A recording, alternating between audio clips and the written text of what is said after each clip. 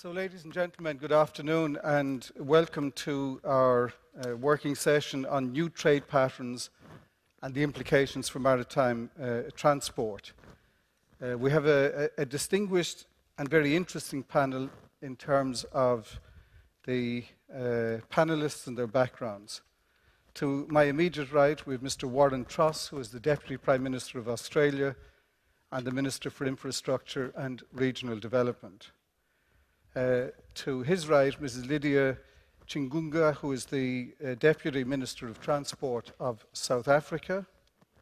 To her right, Mr. Andrew Tan, the CEO of the Maritime and Port Authority of Singapore. To his right, Jakob Bomholt, who is the Chief Commercial Officer of APM Terminals. And finally, then we've Ron Widows, Chairman of the World Shipping Council. What I'm going to do is to ask each panelist to make an intervention at the beginning for a few minutes to locate their perspective on our theme, which is trade patterns and implications for maritime transport. I may take the opportunity to ask one or two supplementary questions of each in respect of their presentation. Then to take some of the common themes that come to talk with the panel. And if you are willing and ready to do so, to engage with you who have joined us here in this afternoon's audience, and then to wrap up with some comments finally from the panel. So to open then, I turn to you, Deputy Prime Minister, Mr. Truss, please, to introduce from the Australian perspective what you see as the key elements in this debate. Well, thank you very much indeed, and forgive me for those who had to listen to me say some of these things earlier in the day. But from Australia's perspective, shipping plays a very important part in our national economy, and it's absolutely critical to our trade. And 99% by volume of our trade is moved by ship. That's partly because we're an island nation, but it's also partly because we ship large volumes of iron ore and coal and gas and other volume commodities. The aviation plays a bigger role, obviously, in higher value goods, but essentially we're very dependent upon the international shipping industry to move products into and out of our country. The second stage of that equation is that we have a relatively small manufacturing industry. Our population is small, we're unable to compete with countries where labour costs are much lower, and so we import large volumes of our manufactured goods. Shortly, within a couple of years, we'll have no car manufacturing industry, so all of our motor vehicles will be imported. So that is a big task then for container vessels coming into the nation and also car transporters and the like. There are some interesting implications of that equation. The car carriers come to Australia full of cars, but they go back with nothing. We have a large volume of containers that come to Australia and have no natural cargo to fill them to go back. And so that's distorted quite a few trading patterns. For instance, we export a lot of grain these days in containers. Not because that's necessarily a logical thing to do, but because they're empty and they're going back to another country, and so they might as well have grain in them. There are some markets like Vietnam that actually like them the grain in containers because they don't have a lot of storage to take bulk ships of grain. So that shipping industry is very important. It matters to us if the global shipping industry is not competitive because it directly affects our capacity as a nation to compete with other suppliers of the volume commodities that we produce. The second introductory comment I'd like to make is in relation to our domestic shipping task. We're a big continent and it makes a lot of sense for us to be moving a lot of our cargo between particularly our capital cities, our capital city ports, by ship. But not much of that is happening. We have a very small Australian flagged shipping fleet. The previous government introduced some so-called shipping reform measures which were largely driven by the trade union movement and put the trade unions in a position where they would dominate the wage levels that were paid and therefore the cost of shipping in Australia. And our seafarers, by I think almost any standards, are rather well looked after. They have 25 weeks holiday a year. Not too many people have holidays of that magnitude, and their pay and conditions would probably be better than any other seafarers in the world. So in other words, they weren't competitive. And this legislation has had exactly the opposite effect to what the government of the day promised Australians when it was introduced. The number of Australian flagged ships with a licence to operate around our coast has fallen from 30 to 15. The number of vessels on the transitional licence fell from 16 to 8. The volume of tonnage with Australian flags fell by 64%. Now that's a pretty poor record for, say, 3 years of legislation. So clearly we've got to do some things differently. We have no problem with foreign flagged vessels plying our shores, but we do need to have that to be reliable, and therefore the availability of Australian flagged ships to undertake some of this work is important. So we have announced as a government an intention to repeal a lot of that legislation. We'll have just a single licence to operate around the Australian shores, and that can be held by a foreign flagged vessel or an Australian vessel. They'll have rights to move to come to Australia for periods and then go overseas, and it'll be largely free and open seas. If a vessel is going to be there for more than 183 days, in other words half a year, there will be an obligation that they have some Australian crew on board. Now, we need to do that because it's important for a nation surrounded by sea to have trained seamen. Now, we will need, because of the Great Barrier Reef and the shallowness of quite a bit of our water, we need to have people who can be pilots. We need people who can operate the tugs and so forth in our ports. And so it would be a catastrophe for our country to have no one with any seafaring skills. So vessels that are there and plying out of time will have to have a couple of senior crew, and we'd also like them to take on some young people so that we essentially have got seamen coming through. But essentially there'll be a capacity for internationally flagged vessels to operate our domestic freight task, and we hope that container vessels that are coming into Fremantle in Western Australia, for instance, and they're travelling across to Melbourne or Brisbane, that they will fill the empty places on the vessel with Australian containers that are going to go to a domestic port in Australia rather than have empty space on the ships, which is what's been happening in the past. So there's substantial reform being proposed for our shipping industry. We see this almost as a last chance to build a strong domestic fleet because we know that's important for our country. But it's also important that it is to be competitive, that it is exposed to competition and effectively to deal with the kind of international issues that shipping companies have to address. And the final thing I'd like to say about shipping, because tourism has been identified as one of the key themes of this event, is that we now have a significant cruise vessel fleet based in Australia, and of course many other vessels that come from time to time. We'll treat them the same way. They'll be entitled to go from port to port, get an Australian licence, and for those who are going to be essentially based in Australia for 365 days a year or more than 180, we'd expect them to have a small number of Australian crew on board. So there's radical reform in train for what's left of the Australian shipping industry, because we want an industry that can be strong and competitive and deliver the services that, as an island nation, we're going to need for the future. Thank you very much for that insight. Could I ask you on one of the things that's in the theme about trade patterns and implications?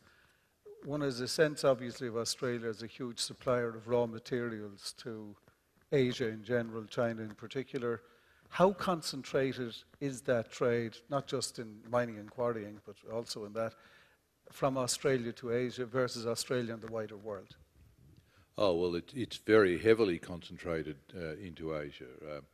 Japan has been our #1 trading partner for about 50 years, but now it's been overtaken by China, which is clearly #1 trading partner now. But Korea is in our top 5 as well, and New Zealand is I think #6. So the reality is that our trade is heavily concentrated on our nearest neighbours, and we have the raw materials that those countries need, and so it's a mutually beneficial arrangement.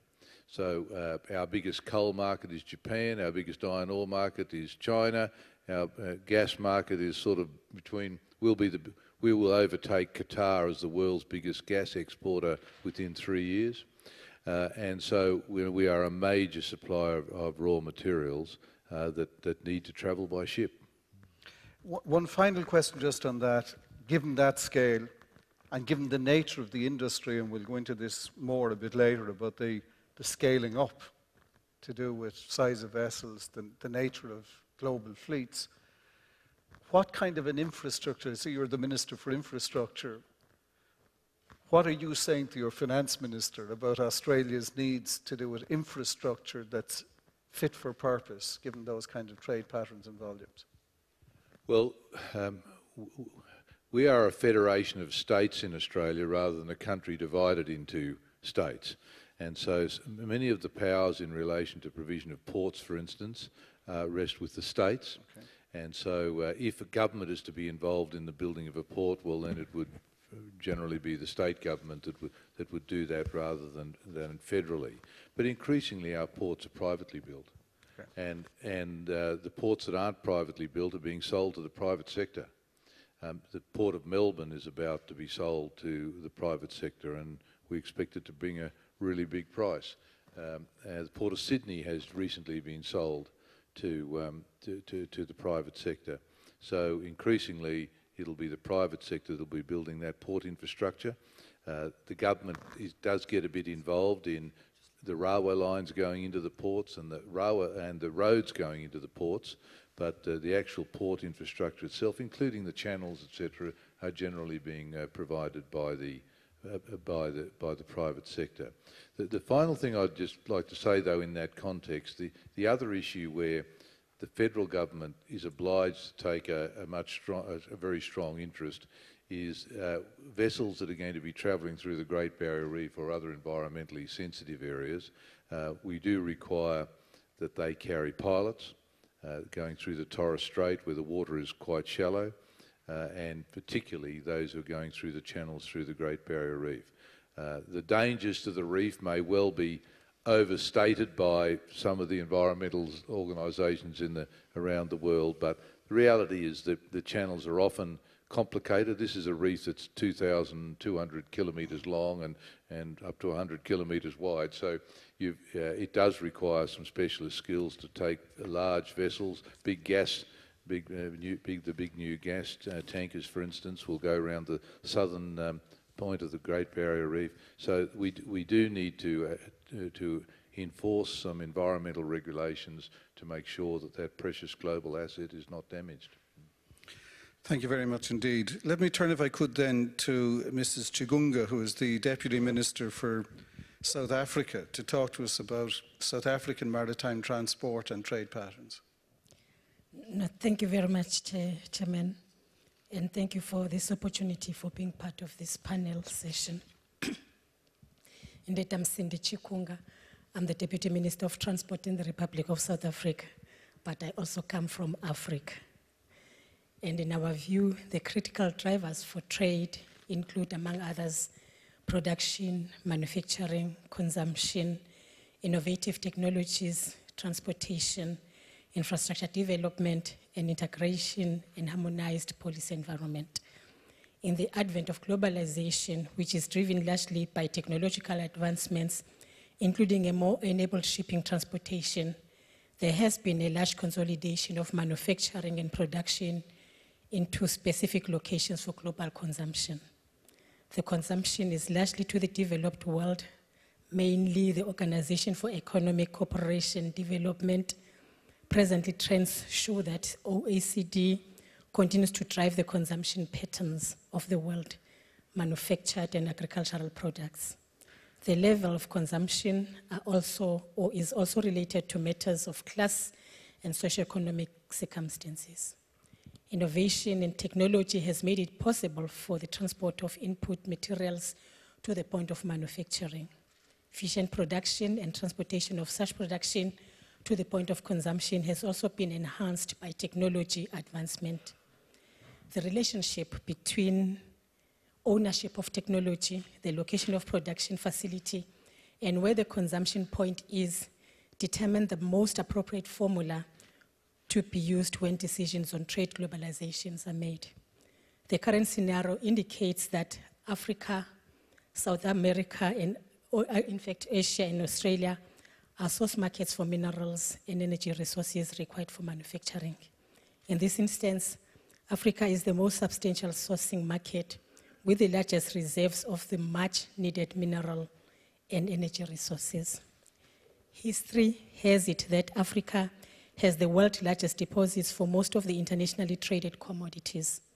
The new trade patterns indicate that the developing countries are emerging as substantial players in the manufacturing and consumption equation. General integration leads to creation of single economic space that leads to effortless movement of goods and people across states. For Africa to achieve this, there is a need for strengthening physical integration of networks like roads and rail, operational integration, user service provider interface, convergence of policies and joint planning, and development of facilities, systems, harmonization of standards, and joint cross-border operations and investments. In the globalized world, it is important for continents to have an integrated transport infrastructure, especially given the challenges of economic integration. Over the past 10 years, African countries, SADC countries in particular, have developed policies, entered into agreements, and have signed protocols on transportation and transport infrastructure and on various aspects related to it. Africa is engaged in a huge infrastructure development program that is driven by the AU and is led by South Africa. This will see the development of energy and transportation infrastructure projects. The adoption of the African Integrated Maritime Strategy in 2050, which is abbreviated as IM 2050 strategy, by the African heads of states in January 2014, signals a positive development in this regard. The IM 2050 strategy calls for regional economic communities to put in place measures to implement the strategy, ensuring integration of each member state into the rest of the continent. The IM 2050 strategy has a stated objective of improving intra-African trade and is being supported by various initiatives that will ensure improved logistics systems, including shipping and transshipment hubs. The African Maritime Charter calls for a harmonized regulatory framework that seeks to facilitate regional trade, ship ownership, and cooperation on matters of governance. South Africa conducted an exercise to determine the value of the ocean's economy, including inland waters. This program resulted in the initiatives for the development of the maritime transportation and manufacturing, aquaculture, oil and gas exploration, maritime protection and governance, and marine tourism, supported by a skills development and research program. This is a government-wide strategy called Operation Pakisa, which means Operation Hurry Up, that also addresses issues of governance of the maritime sector, including addressing maritime safety, emergencies, security and protection of fisheries, and the environment. South Africa realizes the importance of its geographical location between East and West, as well as its importance in the South-to-South trade. To this end, one port, which is called Port of Saldanha, is being positioned as a rig repair destination.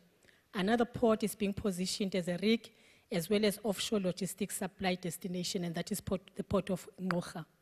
The Port of Ngqura is also positioned as a transshipment hub for the region, south of the equator, both in the east and west of Africa. South Africa is among the top 15 countries that trade by sea. In volume terms, more than 96% of the country's imports and exports move by sea transportation. We have cargo. We have a 3,000-kilometer coastline correctly positioned along the sea trading route. From the 1st of January 2014, we have introduced the new shipping tax regime for international shipping, which exempts the qualifying shipping owners from paying income tax, capital gains tax, dividend tax, and the withholding tax on interest for years of assessment. We believe this tax exemption will undoubtedly encourage the South African Ship Register to be sought after internationally. In as far as ports and shipping regulations are concerned, the Department of Transport is well aware of the strategic levers we have in our hands through the mandate of ensuring growing port efficiencies, which will push up the total volume of trade through our ports. The port regulator has also brought great certainty and predictability within our ports regulation framework by publishing a multi-year tariff methodology. We believe, as I conclude, Chairman, that new trade patterns or emerging trends indicate Africa as a continent of new possibilities in terms of trade partnership, particularly related to maritime sector. Thank you. Thank you very much for that introduction, which, as you said, spoke to the African question in general, and then some comments there about South Africa. You mentioned this new tax-exempt shipping regime. What could you just develop a little bit on that? What are you hoping to do? One is to have more ships registered in South Africa. Do you hope to develop a significant South African-based African maritime capacity? Indeed, we do. We don't have merchant ships that are flying South African flag, so we don't have any ship on our register. And through Operation Pakisa, we want to have ships that are registered in South Africa. And this is, we believe, a way of attracting shipping companies to consider registering their ships in South Africa. And this is what we have done, particularly for the shipping companies. But of course, we're looking at other ways and means of attracting them. We believe that we, as a country, having enough cargo to transport, and of course, being members of the IMO, and therefore qualifying to have 40% of our cargo transported through our ships, we therefore should have ships that are flying our flag as South Africa. And that is exactly what we're doing with this. Could I also ask you what I'd asked Mr. Truss in respect of Australia about ports policy? His answer for Australia is clearly a process of progressive privatization, and let the private sector develop the infrastructure, manage and run that infrastructure. What is the policy perspective in South Africa to do with port ownership and port infrastructure development? We have 8 ports that are owned by Transnet. And Transnet is an entity that belongs to the Department of Transport. However, we're also looking at the role of private sector in as far as the development of maritime sector in South Africa, be it in the means of owning ships and registering them, but of course the role that they will play in the ports per se. So yes, in South Africa, the private sector has a role to play in the ports that of course are owned by the Transnet, which is an entity for the Department of Transport. And a final question in the area that you mentioned, your emphasis on the African continent developing more intra-African trade, so the so-called South-South trade. What are the ambitions of South Africa, given your scale and comparative development, to be the key leader of that? And what do you see as the key policies, in addition to what we've discussed, that put you out there as a potential significant or even dominant player in that space? We think that particularly when it comes to maritime, we should also participate in the coastal shipping, regional shipping. We believe we've got to play an important part there. But also, we believe that we are strategically located. And as you will know, we're down there. And we own a bigger sea land, if I were to put it that way. And there's so many of the ships that pass by our waters. We have 8 very important but also well-developed ports in South Africa.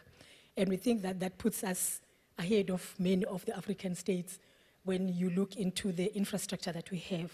But like I indicated as I was speaking, we are leading in Africa the infrastructure development, which is what AU is doing, but South Africa, the President of South Africa is the leader of that. And we think that that puts us ahead of other countries. And we want to get there and participate in maritime sector. We have seen ourselves as a maritime state, but not participating in maritime. As a matter of fact, today, if country X that is transporting our goods was to decide not to transport our goods, would not have anything to fall back on. And we think it cannot be that we have a country that has so much cargo to transport. We are one of the best suppliers of coal in the world, with our port called Richards Bay being the largest coal a port in the world.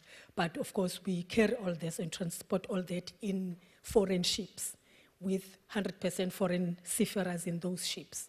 And we have the problem of unemployment in the country. But all the ships that are coming, they are manned by foreign seafarers. And in those ships, the food that they eat is from other countries and nothing from South Africa, nor from Africa per se. And we think that that should be, it can actually be changed by having South Africa participating and playing an important role. And we think we can do that. We have cargo, we have infrastructure. We will be ready to meet challenges as other countries are meeting those challenges. Thank you very much. Let me turn, if I could, to Andrew Tan to talk to us about Singapore on this theme. You are in a way like at the center of a major web, and on a scale that has become quite spectacular. And I'd be very interested really to hear about that development, the spectacular growth in scale of Singapore, and what your perspective is into the future, looking at global trade patterns and indeed looking at intra-Asian trade patterns as they're now emerging. Thank you, Pat. I'm very happy to be part of this ITF panel discussion. It's the first time for the Maritime Port Authority. But I think, as Pat has mentioned, Singapore itself is lying right smack in a part of the world that is growing and growing very quickly.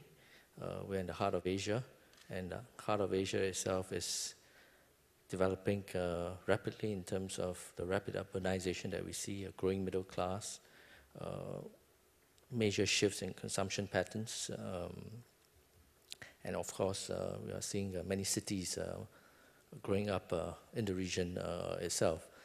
But when I look at this topic, I could not but help also looking at it in a rather philosophical sense, because when you talk about new trade patterns and its implications for maritime transport, I think history has many lessons for us. And of course, one recent example that comes to mind, because it's been out in the media, is what's going to happen to the Syrian city of Palmyra, which has fallen, as you know, into the hands of ISIS.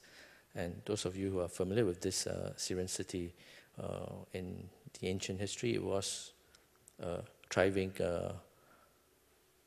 trading posts along the caravan routes that was at the confluence of the east and the west. It was also part of the Silk Route. And what's happened over time is that it's lost its relevance for a combination of reasons. And if you look at some of the new emerging trade routes, whether it is the Arctic Passage, whether it's the expansion of the Suez-Panama Canal, whether it's the Isthmus of Kra. I think what it serves to highlight is that with new trade routes emerging, I think we have to look carefully at the implications this will bring on port cities and cities that are in the pathway, as well as those that are part of the existing trade routes. I don't think in any time soon these trade routes will supplant the existing trade routes, but these are possibilities that we cannot deny. But we also have to differentiate between the rhetoric and the reality and really examine whether these routes make economic sense, because at the end of the day, it's patterns of trade that will drive where the routes will go and which of these ports and port cities along these routes will thrive and others that will wither away. But if you look back in time and what's happening today, back in time, I think most of the travel was done primarily through river, overland, transport. But in today's context, it's a lot more complex because you have air, you have land, you have sea linkages. And if you look at it as a whole, if you picked up the globe of the world and you tried to map out all these interlinkages, you'll find that it is really like a spaghetti bowl of connections. And in those connections, you will see that there will be some nodes, some will be hubs, others are smaller nodes in that whole network itself. And if you zoom in, as you do with Google Map, and you zoom in Asia itself, you'll find that there is actually a very dense network of interlinkages that are growing. And the focus on these new trade routes, well, it is a matter of interest on their own, but I think we're also missing the bigger point in terms of what's happening in Asia, in terms of the increasing connectivity. And when we look at connectivity, it's not just sea transport, but also land connectivity, rail, roads, bridges, as well as aviation. And that is also growing not as fast as the government's concern would like, because it requires huge investments into infrastructure, and each of these modes may compete with one another for investments. But nonetheless, the aspirations are there, the ambitions are there. You've seen governments like Indonesia articulating the vision for maritime access for the Indonesian archipelago, and just recently they announced that shipping itself was worth something like US $20 billion. You've heard of the announcements from the Chinese in terms of promoting this concept of the maritime Silk Route. They've set aside a huge sum of money to forge regional integration in the region. And even without the maritime Silk Route, I think this integration is already taking place in the southern portions of China with the Indo-Chinese countries. And of course, with the injection of these funds, you will begin to find this network growing, and that is the reason underpinning why intra-regional trade within Asia has grown. I think according to the statistics, it's tripled over the last 10 years. It's now US $3 trillion. And if you look at the list of megacities in Asia, 8 out of the 10 are in Asia. And if you look at the list of container ports, again, you find that, well, when I first joined the industry not too long ago, it was Shanghai. But first it was Singapore, Shanghai, and then it was Hong Kong. But now if you look at it, it's reordered. It's Shanghai, Singapore, Hong Kong has dropped now to 5th place because Shenzhen, Ningbo, and Zhoushan has risen up the ranks. But of course, this is not a numbers game. You're not just looking at volumes and cargo, but you're also trying to look at how you can extract as much economic value from making large investments in port, as we are doing in Singapore itself.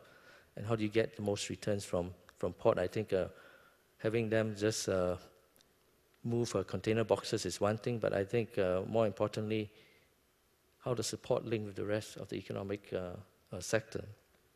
Here is where we're trying to also build up the rest of the maritime cluster, the ancillary services, the shipbroking, the agencies, the classification societies, the finance, the banking, the legal, the arbitration, the P&I clubs, the whole value chain.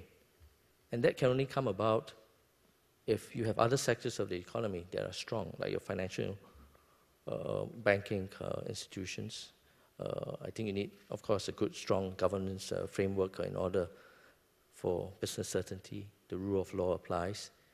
And these are strengths that Singapore, in particular, will try to play to in order to ensure that we continue to be relevant to this emerging tapestry of regional connections and interconnections. And just very quickly, if I may, for those of you who are not familiar with the maritime sector in Singapore, it contributes something like 7% to our GDP right now. It employs 170,000 people, and there are more than 5,000 maritime companies in Singapore. So it's a very important contributor to our economy. And the port plays a key part to that. And of course, we are planning for even greater cargo to swing by the region itself, primarily because of the growth of ASEAN, China, India, and so on. Currently, we handle about 33.9 million TEUs, almost 34. But we are preparing ourselves to handle up to 50 million TEUs when the new Pasir Panjang Terminals 3 and 4 are commissioned. But beyond that, I think we expect cargo volumes to increase even further in the next few decades. And here is where we are really planning for our next generation port in Tuas that will allow us to handle up to 65 million TEUs. And we are not building just a similar port to what we have right now, because we will face increasing challenges, not only competitive, but also in terms of manpower constraints. So we have to make sure that the next generation port itself can achieve higher levels of productivity, can be more automated, and it can also meet higher environmental standards. I think that's the way to go. I think that's what the public would also expect as we develop. And you see the same story taking place all around the region. And recently, when Singapore hosted, as part of the Singapore Maritime Week about 2-3 weeks ago, the inaugural meeting of port authorities, and we brought together the ports that string the Asia-Europe trade. So we had the CEOs from Rotterdam, from Antwerp, on the European side, and on the Asian side, we had the port of Ningpo, which I mentioned is now third largest in terms of container volume, having overtaken Hong Kong. Tokyo, we had also some of the Southeast Asian ports. There was not one port that was not expanding. All of them were expanding. And at the same time, all of them were building their ports to be more automated, more intelligent, greener.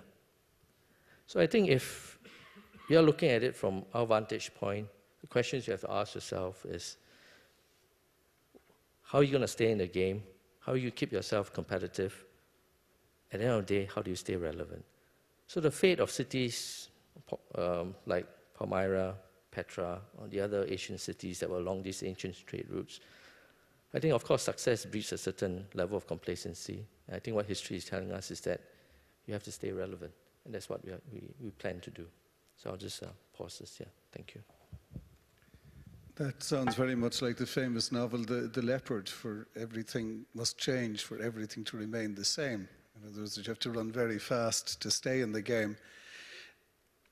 Just a few very quick points. You've talked about some incredibly ambitious increases in tonnage in TEU. What's your time frame, and what's your volume of investment to achieve that, and whose money is it? Public-private mix, what is it? One of the characteristics of the Singapore system is that we like to plan long-term. And we have to plan long-term because of the competing demands on land gas Singapore. And if you don't plan in those time frames, then I think other competing demands will come in very quickly. So government as a whole has decided that we've set aside Tuas, and this is reclaimed land. So currently, if you are there, all you see is a sea space. So we're actually creating new land once we build the Tuas terminal itself. And the time frame we are looking at is, well, the city terminals will have their leases expire round about 2027, thereabouts, the time frame. And the projections show that we can expect cargo volumes to grow beyond even what we are currently handling, of course, with Pasir Panjang Terminals 3 and 4, which is not the final stage of where we want to go. And even at 50 million, you know, when you're looking at time frames beyond 2030, 2040, I think we have to prepare ourselves if the throughput exceeds that number. How far we bring it forward will all depend on how cargo volumes change. So it will be built in stages. We're not going to build it all in one stage itself. Our responsibility as the port planner and regulators, of course, to do the reclamation. And then whoever is the terminal operator will then have to invest in building up the rest of the infrastructure, putting in place the cranes and so on and so forth. Of course, we're not going to wait until that time when we start looking at some of these new things that we talk about in terms of higher levels of automation. I think APM will be able to tell you that the new terminals are almost fully automated. And in that sense, for Singapore, I think the real challenge for us would be to come up with similar levels of automation, but with a difference. We are not a gateway port because of our small domestic market. It's a transshipment hub. So we have to make this port able to connect boxes to other ships, to other ports. And PSA, for example, has about 600 ports around the world. So you really need a really smart system in order to make those connections at the same level of efficiency, if not higher levels of efficiency than what PSA is handling today. Thank you very much. There's a lot in that we might come back on later. Jakob Bumhold, APM, terminals, big in scale, global in scale and capacity.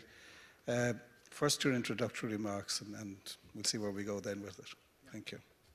First of all, likewise a pleasure to be here today to represent the Maersk Group.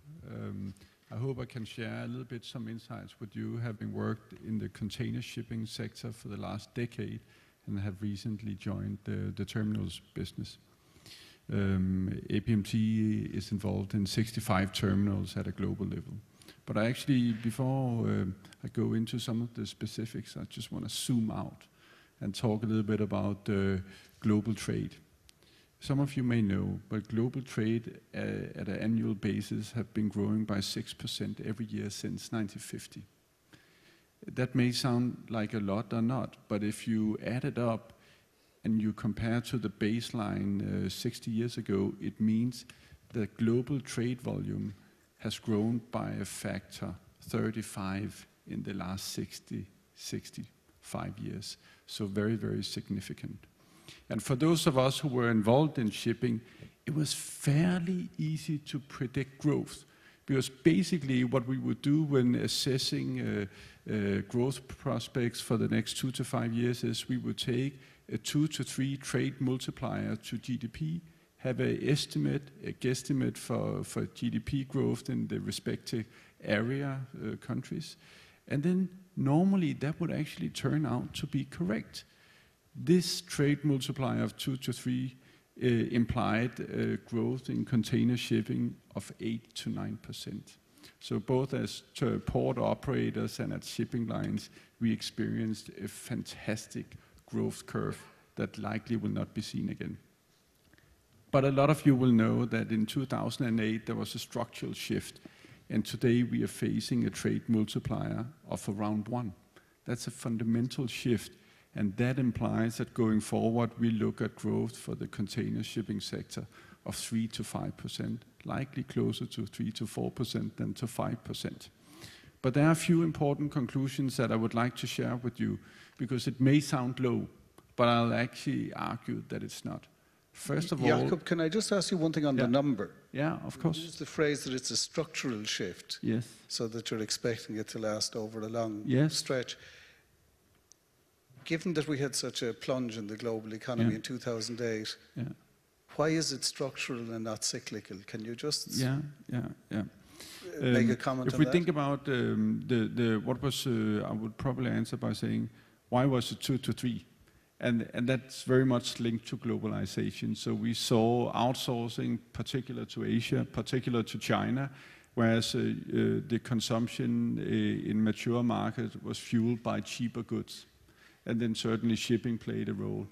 If you look at it today, that process is still going on, but it has matured. A lot of what could have been offshore has been offshore.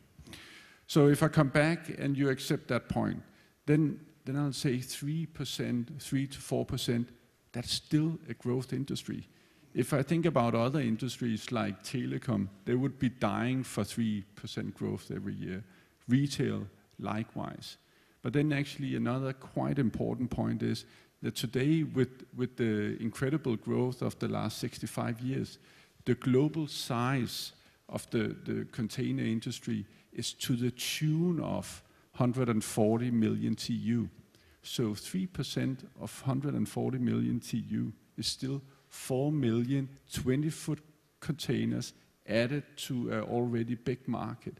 So the industry needs to evolve in order to cater every year for additional 4 million 20-foot containers to be transported at a global basis. So in absolute numbers, the growth is still there.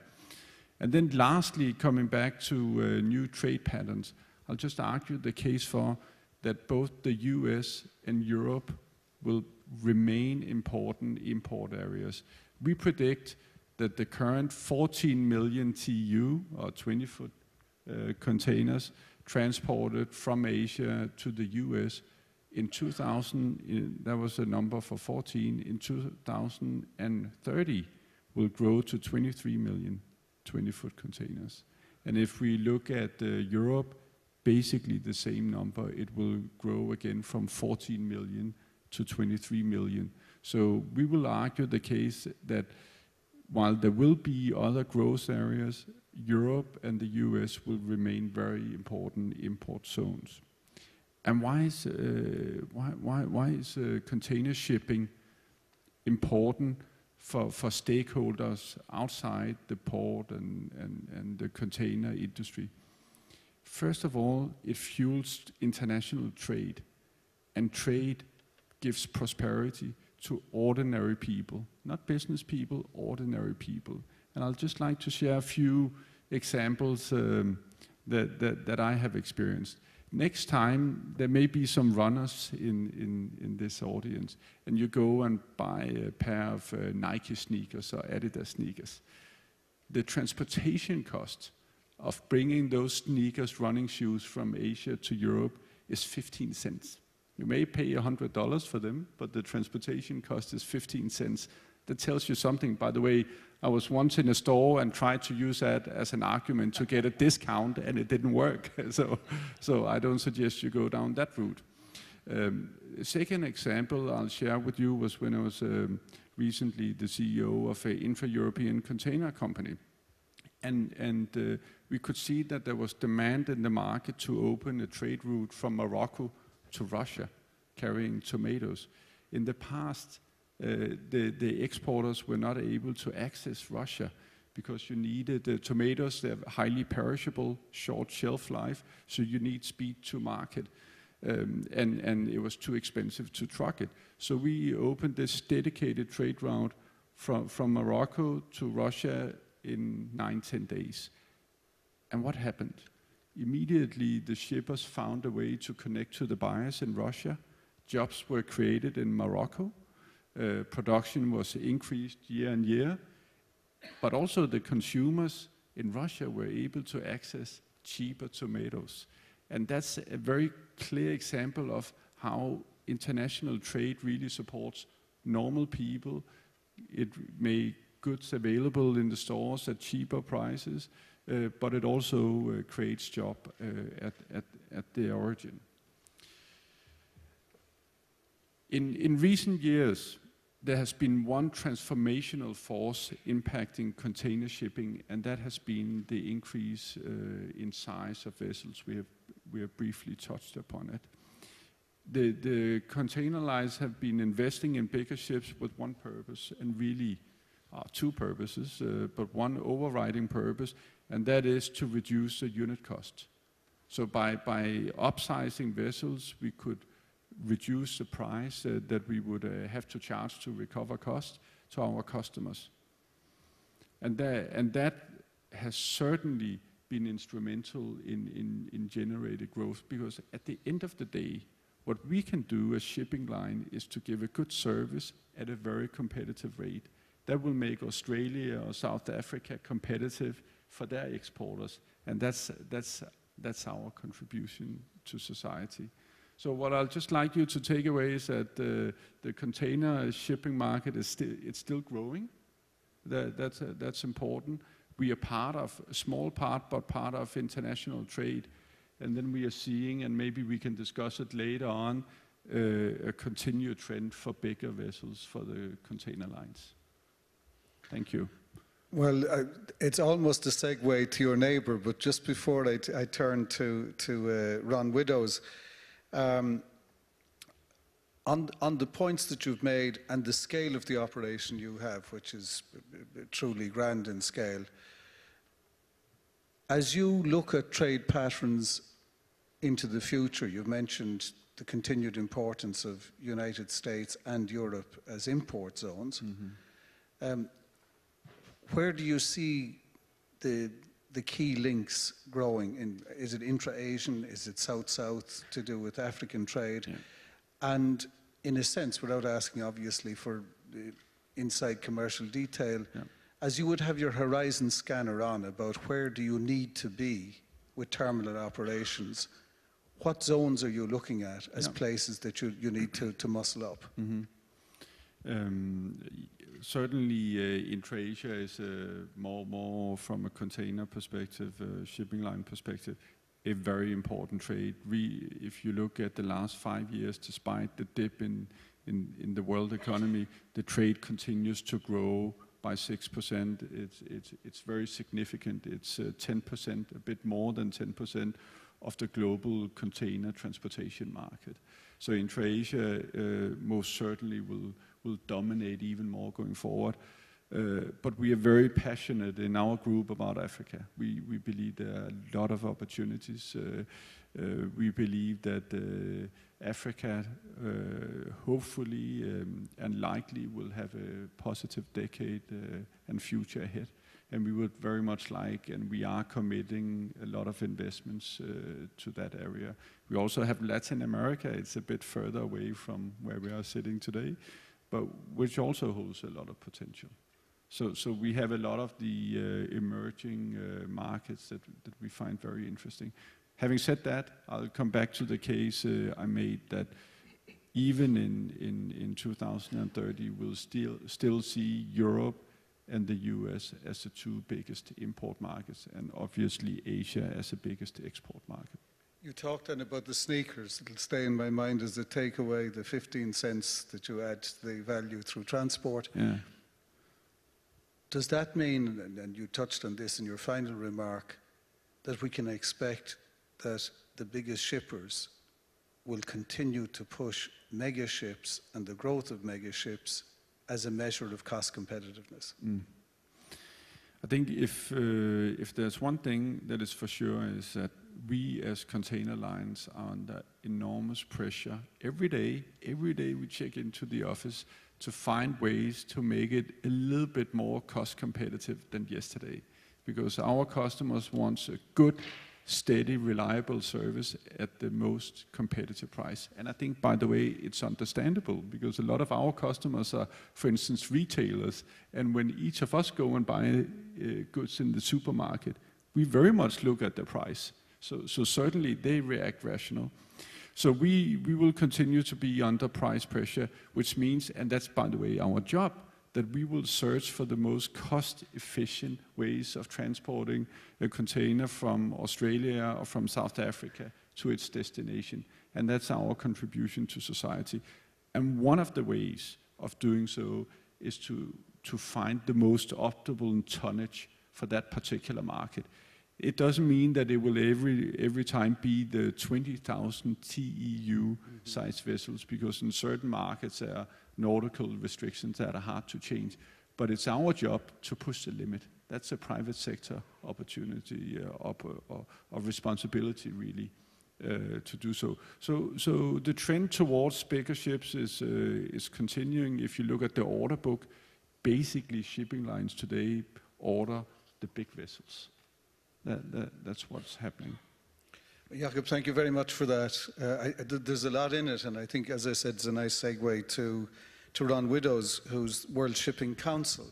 So I think, Ron, you're going to pick up on some of those themes.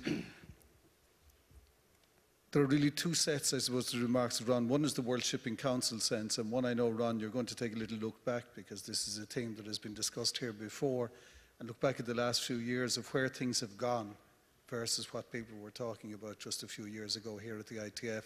And Ron is a veteran of the ITF, and in particular of the private sector's engagement with transport ministers and ministries now for quite a while. So Ron, you have the floor.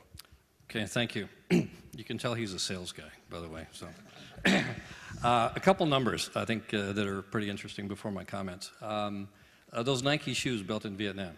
Nike employs something like 150,000 people in Vietnam building tennis shoes. So the economic impact they have is quite dramatic.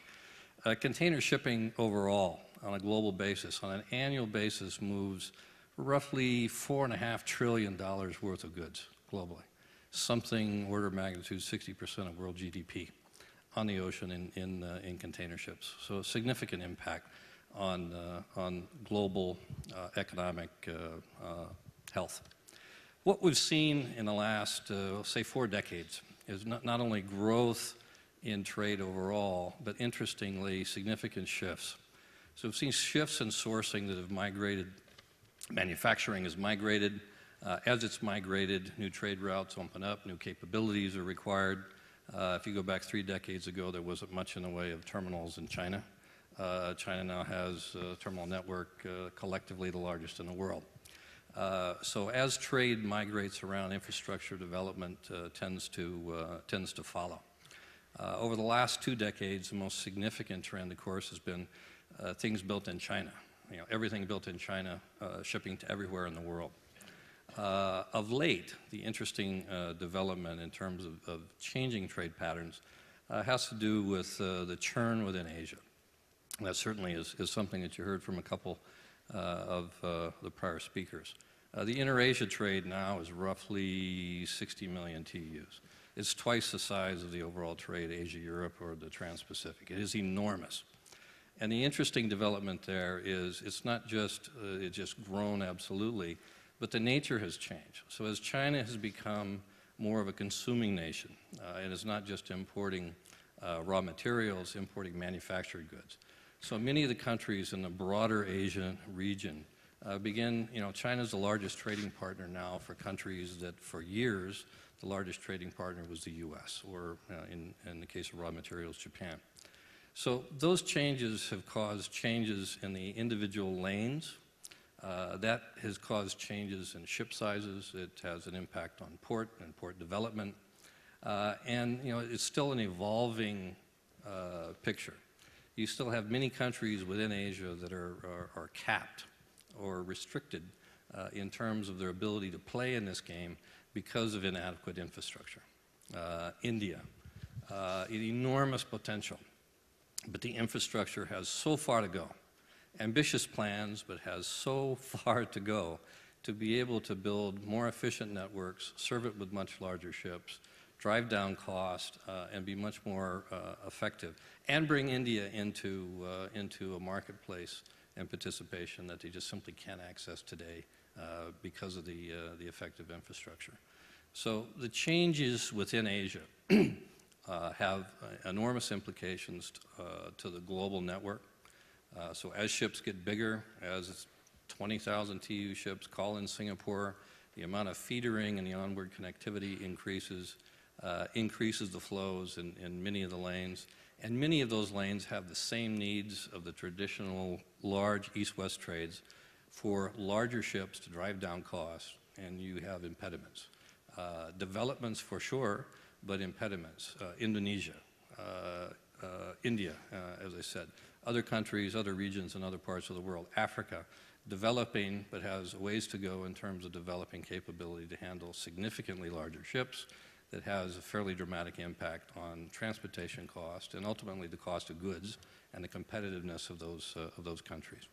So those changing patterns are inter-Asia a very good example. The other area of development is these kind of disruptive developments in terms of infrastructure.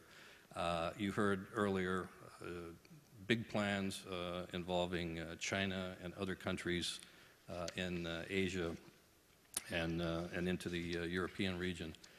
Those developments may well come over a period of time. The one that's most closer event is the expansion of the Panama Canal.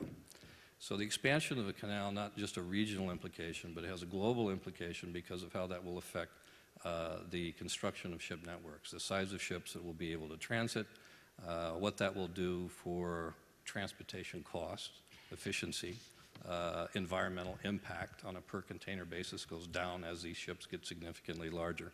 So that development will have more global implications than just a regional impact within that area. As those kinds of things develop in other parts of the world, you'll have opportunities for trade patterns to shift.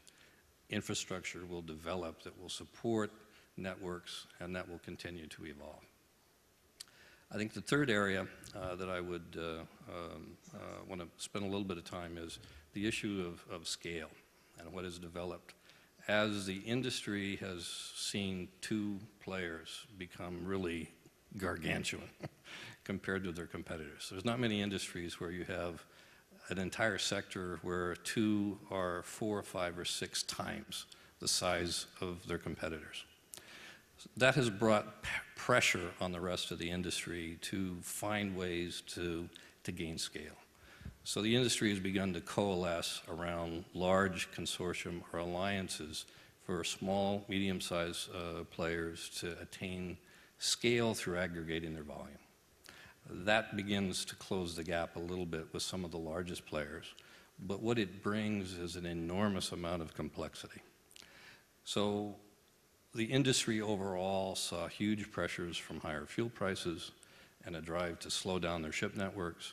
So slow steaming, back to what we talked about in 2012. Well, will it be around? Well, yeah, it's a permanent feature of networks. Ships are built now, designed to go operate much more efficiently, much more environmentally friendly at lower speeds. But that has an effect on supply chains. It has an effect on ship design. And that's now a permanent feature. But the drive to economize during the last 5 years has driven changes within the industry that now has these smaller players having to aggregate in order to try to maintain competitiveness. Overall, the industry has seen a deterioration in service levels, reliability, overall service level deterioration. So you're saying that the key carriers, shippers, are competing on cost, but they're not competing, say, on punctuality? Less so on service, less so on service. There are certainly some, my colleague to the left, whose company has found a way to attain scale, lower cost, and continue to work on service. Most of the rest of the industry is driven down the road to find any way possible to reduce costs because they find themselves at a competitive disadvantage. Scale has become the game, if you want to look at it that way. And in order to try to compete, it has forced an entire industry sector down a path that makes it very difficult to continue to provide service levels when their operations become so complex, right? And that's a fairly recent development that the industry grapples with, how to find a way to find, through aggregation, lower cost, but do that in a way that still is able to provide service levels that are competitive. Very difficult problem they have. One of the other dimensions of what goes on with the scale game is carriers have been able to aggregate volumes, collectively handle bigger ships, to seek lower cost on the ocean. When the box comes off the ship, they're back to little guys again. They're back to their own scale because there's very little collaboration on the land side. I think that's the next development within the industry, is a move towards more cooperation and collaboration on the land in order to try to achieve economies of scale. That will require some changes in government regulation. There's government regulations in some parts of the world that inhibit cooperation on the land side. Laws that were put in place in 1984 when there was a completely different industry dynamic. So government regulation will ultimately follow in order to build more efficient networks overall, not just on the ocean. But those are thorny issues. Those are some difficult competitive issues to be dealt with. One of the other things I was asked to do is to kind of draw some connections to the past. So the last time I was here, in 2012, there was a few themes that we talked about. One was the problem of volatility of oil, higher oil prices, and the effect of that. It was the early days of the beginning of slow steaming. Is it going to be around, or is it this just something that is a contrivance of the short term? It's permanent, in my view. And the result is ship design has changed fundamentally. And the way networks are designed, the way supply chains are designed, the way shippers think about their supply chains, involves a slower network on the ocean. That has evolved. That now is fairly hardwired, even in an environment where oil prices have dropped significantly. The ships still operate at slower speeds because it's too complicated to change, and these things change over time. So we talked about that. We talked about the impact of infrastructure and the need for infrastructure. And while there's been some changes, you have many countries in the world that still have significant challenges. India, I mentioned earlier. The U.S. had the best transport infrastructure in the world at one point in time, now struggles to be able to handle volumes. You have cities in the U.S. that you can't get in and out of. So when you think about some of what you heard in other venues here of what happens in 2030, 2050, well, if you can't get in and out of a metropolitan area today, where does the volume go? How do you get it in there to feed the people, right? So huge infrastructure developments, even in developed parts of the world, that will be required. Government regulations. Since 2012, there's been significant progress made. World Customs Organization, EU Customs. Those regimes have begun to develop in a way that are helpful. Still have a ways to go, but changes have taken place to make the flow easier at the same time that the ocean networks have slowed down. And I think we also talked at that point in time about just the overall impact to the supply chain from an operating efficiency and predictability standpoint, because there was the beginnings of concern about a slowing supply chain. Well, we've certainly seen that. And we've got a ways to go, I think, within the container sector to rebuild some confidence from a shipper standpoint relative to levels of reliability and predictability that once existed that at least for the last 5 years have been on a trend in the other direction. Thanks. Thank you very much. One very quick thing, I was struck by Andrew's introduction about the history of city-states and the way they can come and go. Should someone like Andrew be having some nightmares about the disruptive capacities that you've described, for example, with the Panama Canal? Well, the nightmare always has been that they build the Craw Canal, and Singapore becomes less strategically important. That one's hard to see, I think I had the good fortune of sitting on the MPA board for about 6 years, so I have some insight into the thoughtfulness of the folks in Singapore. They've done a good job in building a maritime sector that's very broad and deep. It's not just about the fact that the ships kind of have to drive by there, but the totality of the needs of shipping, and that's why there's 5,000 shipping companies that are based in Singapore. It's a strategy to build a much broader capability.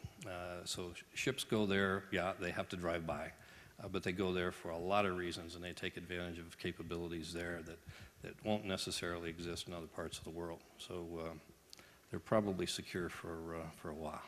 Let me ask you one other thing. To do with proximity to markets and an increased emphasis on the whole climate change, CO2 area, to what extent do you see any prospect of a deepening or an emerging trend of near sourcing to get closer to markets and less of that very far-flung, truly global outsourcing and insourcing of the sort that we've seen as characteristic of growth over the past period?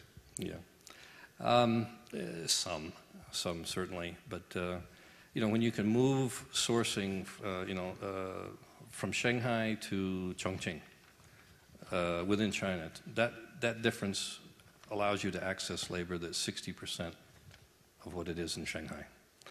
So even within China, you have the ability to access more economic manufacturing capability without going someplace else. You have a level of efficiency in terms of just overall market access capability that will still drive such a tremendous amount of sourcing out of China for such a long time. So on the margins, maybe. You would think that the US, that you would develop more manufacturing capability in Mexico. That's been available for a long time. There's some challenges there, a number of them that make that investment a little bit problematic. And as it goes in the container sector, the cost of transportation is really low, lower than they would like it. So on a cost per item basis, you know, the landed cost of goods is really relatively low. So to make a change of significance would take a fairly significant event to take place, I think. Okay, thank you. You've been very good to listen through this. I'm just wondering, as I turn to the audience, would anyone like to make a quick comment or a question? We don't have very long, but I'd be happy to take one or two. Do we have some microphones? Can you go up to the front here, to my left?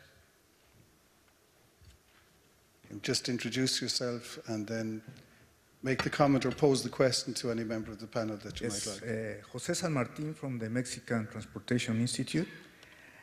Talking about the new generations of mega ships going from 14,000 up to 20,000, this huge increase of economies of scale, how are the ports preparing to, I guess, well, I don't guess, I know there are very, very few ports around the world that can handle nowadays a 20,000 TEU container ship.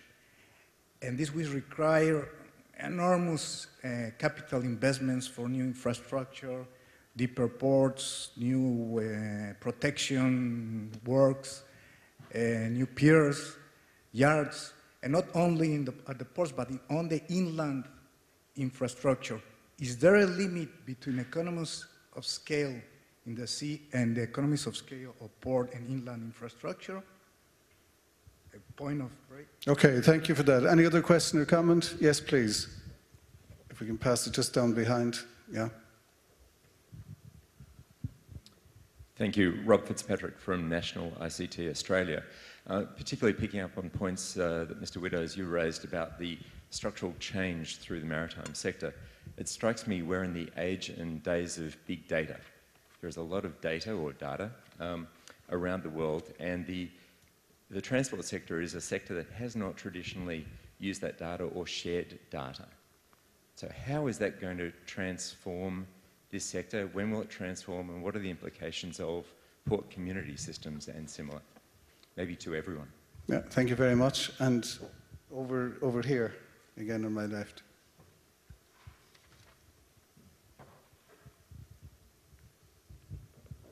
Oui, bonjour, Isabelle Payet du ministère de l'Écologie. Isabelle Payet of the Environmental Ministry of France. I have a question regarding the Panama Canal. We have heard that the development of the canal would have worldwide repercussions, and I would like to hear a little bit more about that. Global implications. I guess if it was your exam question in universities, please discuss. So that's the question about Panama Canal. With the question about data sharing, better use of data, and we've the question about the ports and the dredging and the depths and everything. And I guess connected to that question is who pays for this? Because there are different beneficiaries to do with scaling up and different cost structures to do with scaling up, but those who win and those who lose may or may not be one and the same. So those questions really as the questions to close out. Who'd like to pick up whichever part first? Yeah, I'll be happy. Okay. I think it's a very good question. Jakob. So if I can rephrase it, it basically comes down to, if we look at the total supply chain cost, does big ships still reduce total cost? And the short answer is yes. And let me give you a little bit of data. If we look at the slot cost, so what is the unit cost of transporting a 20-foot container from Asia to Europe and back again? And we compare a 9,000 TEU vessel with an 19,000 TEU vessel. The cost saving is 35%. So it's very, very significant. It's big bucks. But it is correct that it does have implications on the terminal side. And that is something that we in the private sector certainly try to work with, including working with the shipping lines, because it does mean that we have to strengthen the quay. It does mean that the crane reach needs to cover 23 rows of containers.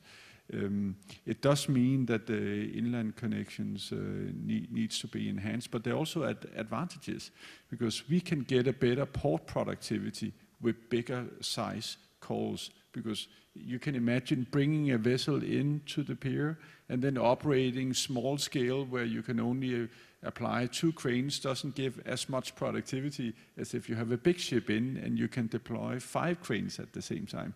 So terminal operators also have productivity improvements linked to bigger vessels. So all in all, there's very significant cost savings.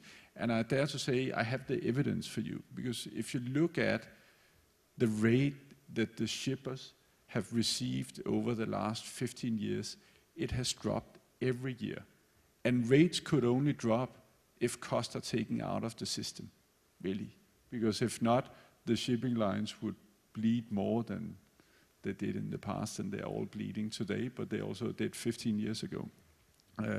So that's one point. And then the second point that I think we shouldn't ignore, even though a lot of us are business people, big ships are also good for the environment.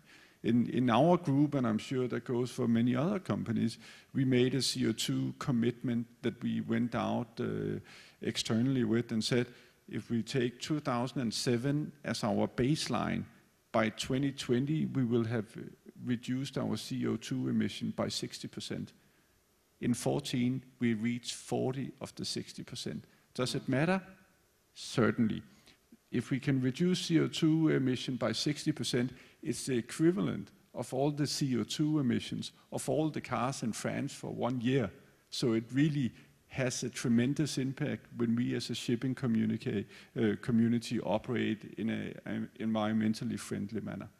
Thank you, Jakob. Ron, on the question of the Panama Canal global implications, and maybe someone would like to pick up the big data question, whether that's one of you or Andrew. I work with a technology company, so I can give you some insight there. So maybe a little bit there first. One of the things that a need, if you will, as the businesses become more complex, as connectivity becomes more important, as ships get bigger, as the amount of feedering gets bigger, the need to be able to look upstream and have visibility is increased. And one of the things that the industry hasn't done quite so well, individual companies do reasonably well. Maersk has visibility within their system. APMT can look at what their own terminals are doing. But they can't look inside of what he's doing at PSA. They can't look in Hutch in Hong Kong and see what they're doing. They can't intervene in the process because they have visibility to say, you know, if you stowed this ship a little differently, I'd have better crane splits, I could be more efficient at what I do.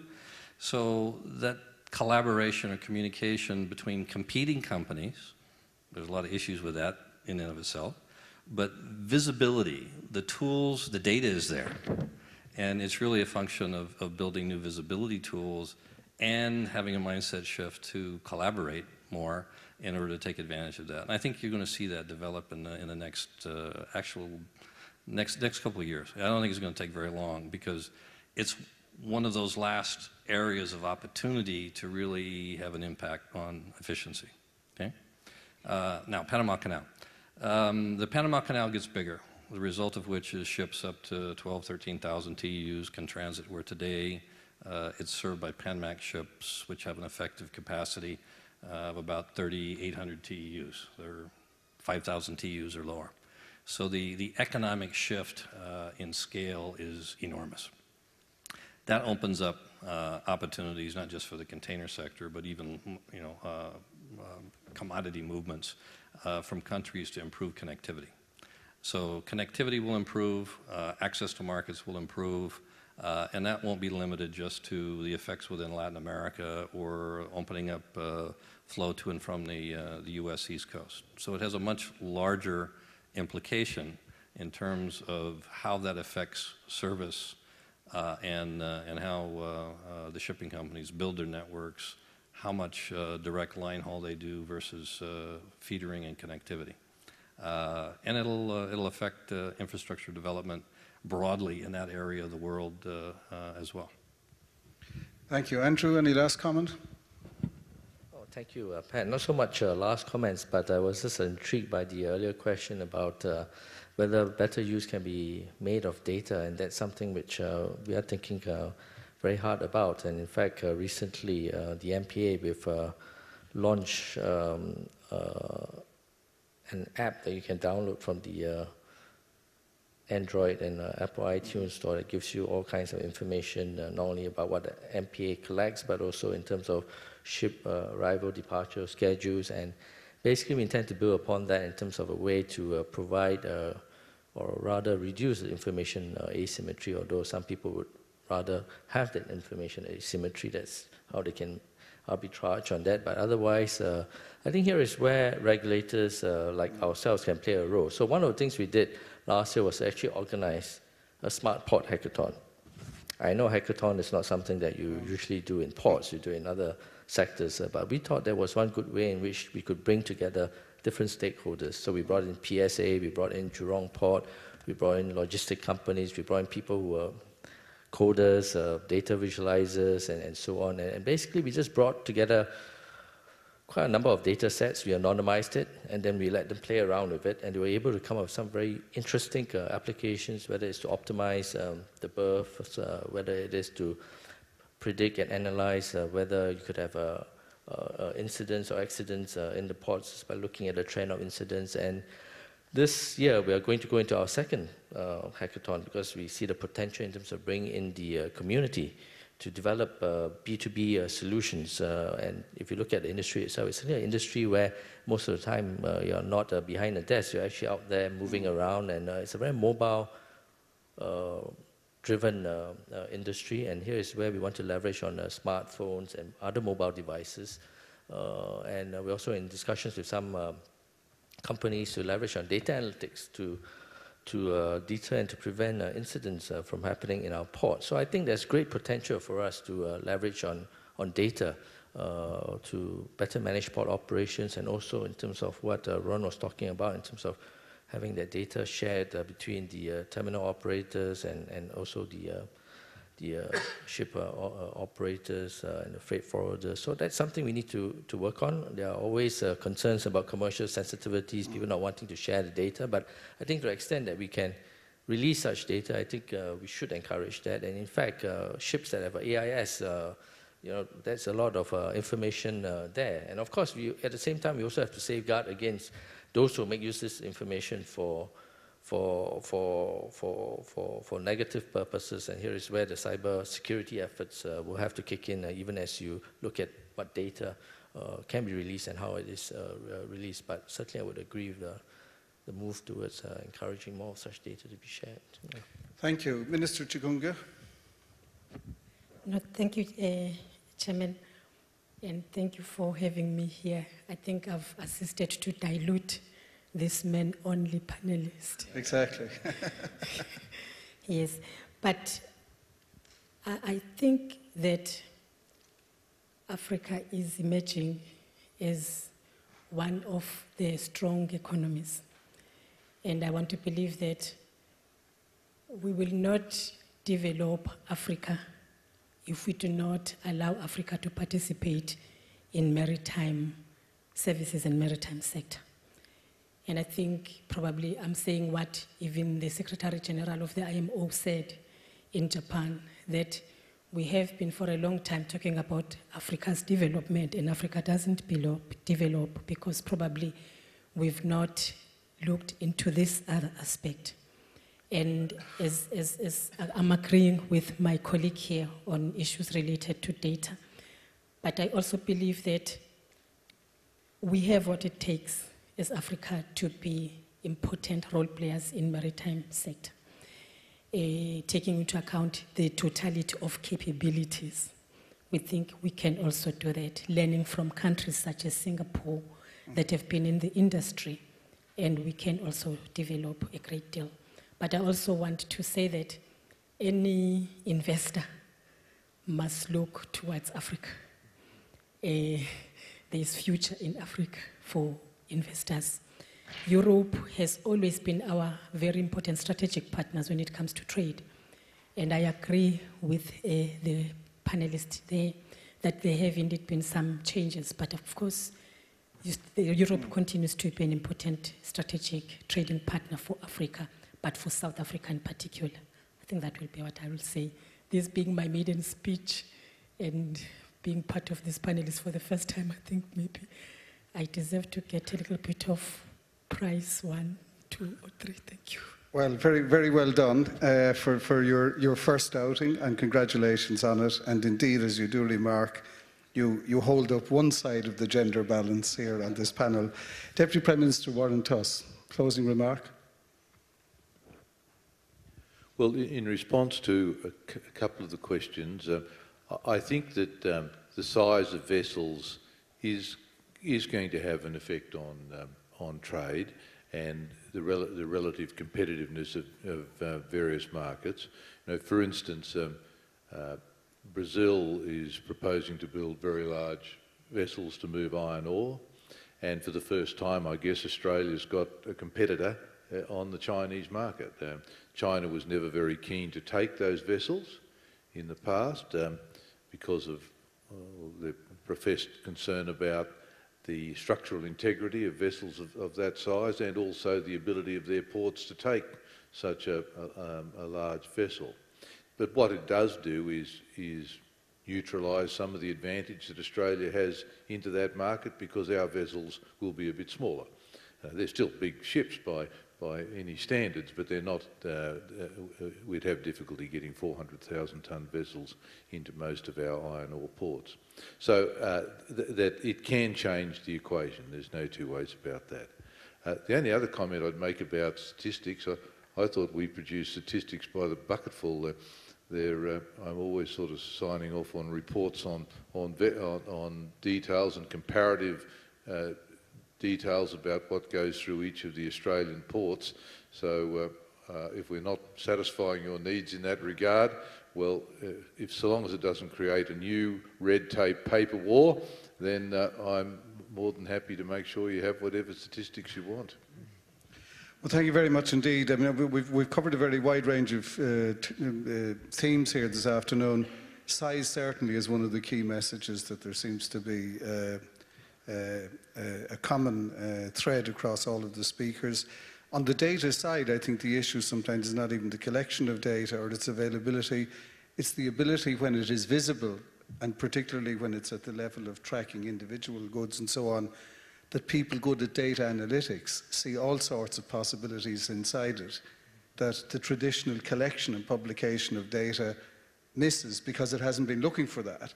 And it is an interesting space, probably even something to explore the future ITF about those kinds of issues. I want to thank everyone on the panel very much. I would ask you to show your appreciation.